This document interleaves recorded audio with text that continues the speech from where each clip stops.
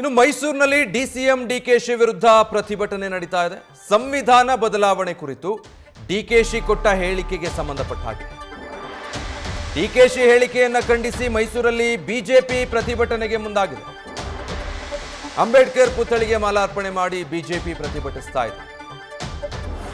ಮೈಸೂರಿನ ಅಶೋಕಪುರಂ ಠಾಣೆ ಮುಂದೆ ಈ ರೀತಿ ಪ್ರತಿಭಟಿಸೋದಕ್ಕೆ ಮುಂದಾಗಿದ್ದಾರೆ. ಕೆಆರ್ ಕ್ಷೇತ್ರದ ಶಾಸಕ ಶ್ರೀವತ್ಸ ನೇತೃತ್ವದಲ್ಲಿ ಬಿಜೆಪಿ ಕಾರ್ಯಕರ್ತರು ಪ್ರೊಟೆಸ್ಟ್ ಮಾಡ್ತಾ ಇರೋದು.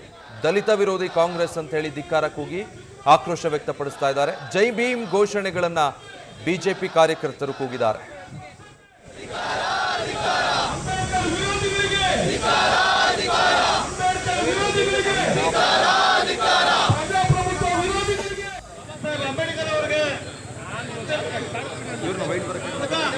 ಪ್ರತಿಭಟನೆಗೆ ಚಾಲನೆ ಕೊಡ್ತಾ ಇದ್ದಾರೆ.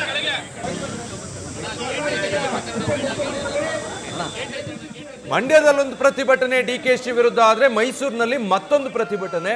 ಅದು ಸಂವಿಧಾನ ಬದಲಾವಣೆ ಮಾಡೋ ಕುರಿತು ಡಿಕೆಶಿ ನೀಡಿದಂತ ಹೇಳಿಕೆ ವಿಚಾರವಾಗಿ. ಏನು ರಾಜ್ಯ ಸರ್ಕಾರ ಮುಸ್ಲಿಮರಿಗೆ ಗುತ್ತಿಗೆ ಕಾಮಗಾರಿಯಲ್ಲಿ 4% ಮೀಸಲಾತಿ ಕೊಟ್ಟಿರೋದು ವಿಪಕ್ಷಗಳಿಂದ ತೀವ್ರ ವಿರೋಧಕ್ಕೆ ಟೀಕೆಗೆ ಕಾರಣ ಆಗಿದೆ. ಅದರ ಬಗ್ಗೆ ಮಾತಾಡುವಾಗ ಧರ್ಮಾಧಾರಿತ ಮೀಸಲಾತಿಗೆ ಸಂವಿಧಾನದಲ್ಲಿ ಅವಕಾಶ ಇಲ್ಲ ಅನ್ನುವಂಥದ್ದು ಚರ್ಚೆಗೆ ಬಂದಾಗ ಸಂವಿಧಾನವನ್ನ ತಿದ್ದೋ ಕುರಿತು ಸಂವಿಧಾನವನ್ನ ಬದಲಾವಣೆ ಮಾಡೋ ಕುರಿತು ಡಿಕೆ ಶಿವಕುಮಾರ್ ಮಾತಾಡಿದ್ದಾರೆ ಅಂತ ಹೇಳಿ ಆರೋಪಿಸಿ ವಿರೋಧ ಪಕ್ಷಗಳು ಬಿಜೆಪಿ ಅದನ್ನ ತೀವ್ರವಾಗಿ ಖಂಡಿಸಿ ಪ್ರತಿಭಟನೆ ಮಾಡೋದಕ್ಕೆ ಮುಂದಾಗಿರೋದು. ಮೈಸೂರಿನಲ್ಲಿ ಶಾಸಕ ಶ್ರೀವತ್ಸ ನೇತೃತ್ವದಲ್ಲಿ ಈ ರೀತಿ ಬಿಜೆಪಿ ಕಾರ್ಯಕರ್ತರು ಅಂಬೇಡ್ಕರ್ರ ಪುತ್ಥಳಿಗೆ ಮಾಲಾರ್ಪಣೆ ಮಾಡಿ ಡಿಕೆ ಶಿವಕುಮಾರ್ ವಿರುದ್ಧ ಧಿಕ್ಕಾರ ಕೂಗಿ ಆಕ್ರೋಶ ವ್ಯಕ್ತಪಡಿಸ್ತಾ ಇದ್ದಾರೆ. ಕಾಂಗ್ರೆಸ್ ಪಕ್ಷ ಮತ್ತೆ ಡಿಕೆ ಶಿವಕುಮಾರ್ ಇವ್ರದ್ದು ದಲಿತ ವಿರೋಧಿ ನಿಲುವು. ಈ ಕಾರಣಕ್ಕಾಗಿ ಕಾಂಗ್ರೆಸ್ ಯಾವತ್ತಿಗೂ ಕೂಡ ಅಂಬೇಡ್ಕರ್ರನ್ನು ಗೌರವಿಸಿಲ್ಲ, ಸಂವಿಧಾನದ ಮೇಲೆ ಕೂಡ ಕಾಂಗ್ರೆಸ್ಸಿಗೆ ಮರ್ಯಾದೆ ಇಲ್ಲ.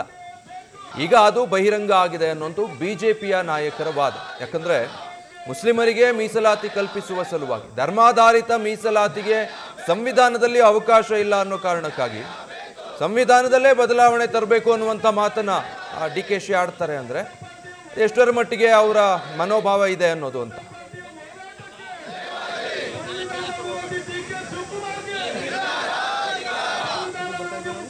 ಅಟ್ ಎ ಟೈಮ್ ಮೈಸೂರು ಮತ್ತೆ ಮಂಗಳೂರು ಎರಡು ಕಡೆಗಳಲ್ಲಿ ಡಿಕೆ ಶಿವಕುಮಾರ್ ಈ ಹೇಳಿಕೆಯ ವಿರುದ್ಧ ಬಿಜೆಪಿ ಪ್ರೊಟೆಸ್ಟ್ ನಡೆಸ್ತಾ ಇರೋದನ್ನ ಗಮನಿಸ್ತಾ ಇದ್ದೀರಾ.